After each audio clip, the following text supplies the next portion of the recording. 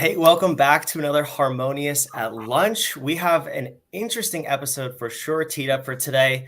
We're going to diagnose the harmonious architecture as it applies to business and life.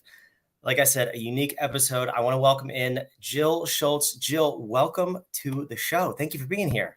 Thank you, Brandon. I'm honored. Thank you so much. Yeah, I am super excited to have you here. Now, today's episode, we're going to dive into a little bit of a taboo topic, but it's something that needs to be out there. And Jill has a powerful, inspiring message that I personally believe that leaders need to hear so they can guide their teams and their organizations effectively.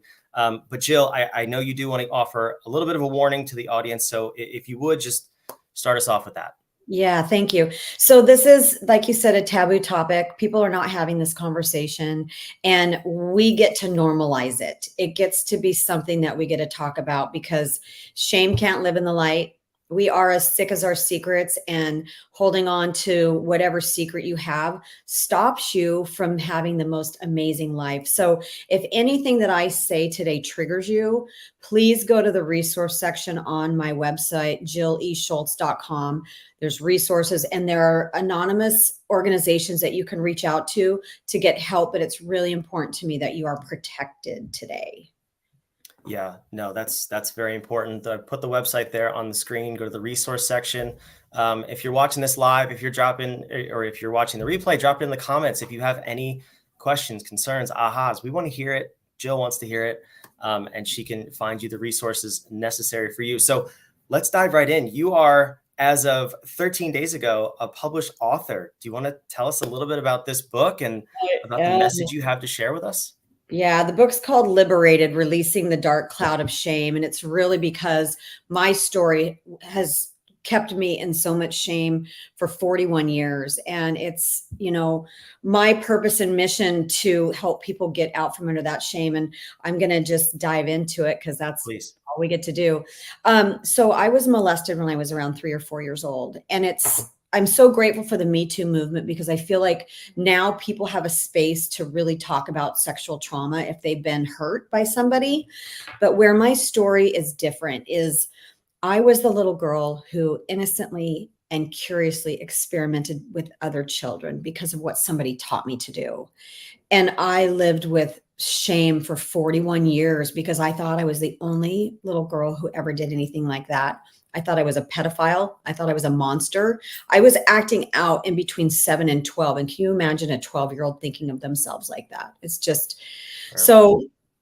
The thing that I get to do now is, and what I want to inspire people to do is if you have a story like this, you get to share it. You get to get it out because life on the other side of healing is so beautiful and so magical. And you just get to create your life from this blank canvas of a space. And so that's just a little bit about me. I know that's in your face and shocking, but we get to normalize this conversation. We do. And, I've only known you now for about 10 minutes. So I don't know the Jill before this book came out and before you released this shame, but I know from seeing you here that you are radiant, you are excited, you're vibrant. I mean, tell me, what was the process like? How long did it take you to kind of get through this and get to where you are today? Yeah, it took a long ass time. Sorry, I swear sometimes. It's okay. It's okay. Yeah, I started I'm 55 right now, and it took until I was 51 years old for me to finally release all of this. And so I want to tell people my story so that they can see that they're not alone and they can get past this. So how it showed up for me in my life was relationships with men. I never wanted a man to see me because I thought, how can a man love me if he knew what I had done? And now I'm like, how can a man not love me knowing how amazing I am? So I'm looking, wink, wink. I'm calling in my person right now. Put it in the comments if you're the person. Let's see. If you're my person, yeah. And it really affected me in business, which is why I'm glad that you and I are talking about this, because I know that this is obviously mostly based around business. And, I had imposter syndrome. I never felt like I was smart enough. I was in an organization called EO, and I'm sure a lot of your people in this group know that organization. I was in their accelerator program trying to get my company to $1 million. And oftentimes I'd be sitting in that room thinking I was the dumbest person there. I'm like, how these people are so brilliant, but I didn't have the deserve level because I was holding on to all this shame and my secret. And so if you have any kind of secret, you get to let it go because it's holding you back from your true magnificent self. Yeah, that's such a great message too, because I don't think limiting yourself is a smart idea. So whatever it is holding you back, but a lot of times we don't know exactly what that is. In your case, you very clearly did. But I'm curious from the leader perspective, right? So how do I notice something like this show up in my employees, my team member? Are there telltale signs to look for in someone else? Oh, that's really hard because I can't tell you. I've had at least 3 or 4 people say to me now that they know my story. Mhm. How could they not have known? Like, this is such a shameful topic. People learn to hide it really, really well. And so I don't know that there's going to be anything that's going to show up in your employees that you're going to be like, oh, there are certain ways that people act out, certainly drug and alcohol abuse, been there. Um, Sexual promiscuity, self-harming, eating disorders. So if you see any of those types of activities going on with your employees, then it's something to be concerned about for sure. But people are really good at hiding their shame. Yeah, and that's again, it's unfortunate that we are in a culture that normalizes and even promotes that you Yeah. you can't talk about it. So let's flip that question around then for you listening. You know, for you, Jill, what was it that really motivated you to take the first step to take action and fix it, or at least try to fix it? Because I think it doesn't have to be as serious as your story, but it could Right. be as simple as, I'm embarrassed that I eat 3 Twinkies a day, or something like that. What is it that needs to happen to take that first step? Well, first you have to acknowledge that there's a problem, like there's an issue that needs to be dealt with, right?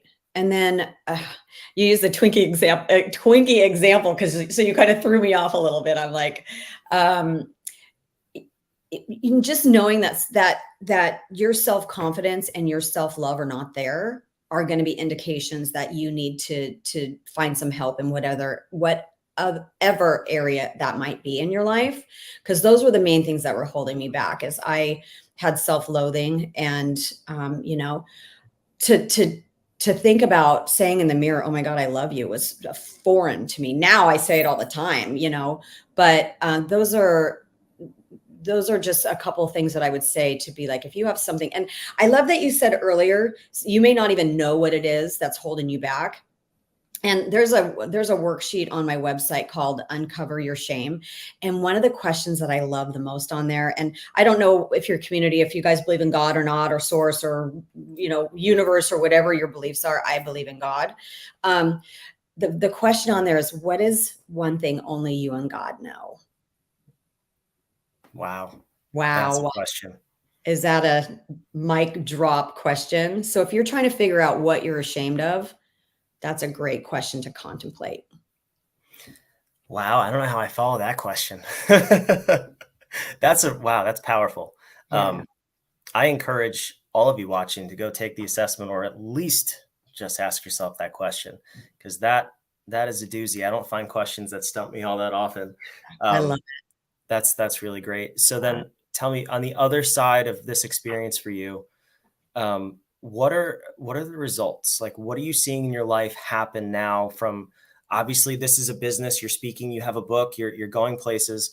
What are the positive results of just addressing this, tackling it, and deciding to move forward with your life? Well, what did you say, that I was radiant? Is I that what you did say said? radiant, yes. I mean, I cannot tell you, I am joyful every day. Like, I wake up and I am so grateful and joyful and excited, and really just like, what do I get to do now? Like, who do I get to help? And before, there was always this looming shame cloud that I have following me around everywhere. I'd wake up, it was there. I'd go to sleep, it was there. Always that pit in your stomach of just like, there's something that I need to deal with. And my favorite saying is, life happens outside your comfort zone. It's a version of Neil Donald Walsh's saying. And that's so true. Like, look at whatever is hard, like whatever keeps talking to you, whatever keeps showing up in your mind, and you get to look at it and you get to face it head on and say, you do not own me anymore, because life on the other side is, like I said, it's beautiful. Like I'm just in so much gratitude every day. And now I get to look at my trauma as a gift, and I know that I get to help people. So it's really a special place to be if you can take that first step and look at whatever it is that's holding you back and see how you can get help around that. So important. Yeah, that, again, just acknowledging it, there's power in that, because then you can look for a solution. You can look for a mentor, somebody to ask. You can Always an pick up answer. Jill's book. There's Yeah. always an answer. Tell me, what's your mission? You're bringing this message to the world. What is your mission? Who are you trying to help with this book? I think this book can help anybody because everybody has a secret. Everybody has a secret, So right now, my goal and my purpose is just to get on stages and shout my message from the rooftop, to normalize this conversation, to let people know they're not alone, because I thought I was alone for 41 years. Yeah, that's such a powerful message. Well, I wish you nothing but the best with this message. And the book, of course. How have book sales been so far? I'm curious. We're only 2 weeks into this, but I'm excited I for you. know. Yes, I'm in the top 100 in like 5 different categories on Amazon. Yeah, so it's really, really exciting. Yeah, thank you. I'm very pleased, very pleased. That is so awesome. Well, Jill, I want to thank you for coming. We'll wrap up in a minute with where people can find you, but first, I want to tie this to the Harmonious business architecture. So every time we have one of these episodes, I go in blind. Truth be told, this is a live episode. Like I said, I met Jill 3 minutes before we went live on this, and it's always a challenge for myself and my business partner, Sean, who you've met. We go live every Wednesday on our show, to tie things to this architecture. We have yet to find a way to break it, and we want to, but we can't. In this episode, I guarantee you we touched on inspire. We touched on leadership, because if you don't know yourself as a leader, you can't lead a team effectively. You can't lead anyone. You can't even lead yourself effectively. The other thing we touched on, which is very, very present with Jill, is the navigation portion of your business. And that is your mission, your vision, and your core values. It's clear that Jill is on a mission, especially with this book, bringing her story to light and serving people who have shame and who are hiding a secret. If you have any of that present, I really encourage you. I'm going to put Jill's website on the screen here. Please go to her website, download that questionnaire, contact her, find the resources. I encourage you to reach out and find a solution to anything you're suffering from, because it will hold you back. And you can see even Jill's transformation here. It's been incredible just to hear your story. So thank you again, Jill, so much for showing. Is there somewhere besides your website where we can go to follow your book journey on social media, anything like that? Yeah, I'm on Instagram and Facebook. I'd love to tell you what those links are. I think it's Jill E. Schultz 11 on Instagram is my handle. But if you go to my website, you can get my links there. I should probably know those by heart, right? You know what? You would think yes, but we'll give you a pass. We'll put those in the show notes for the recording, so you'll have access to Jill.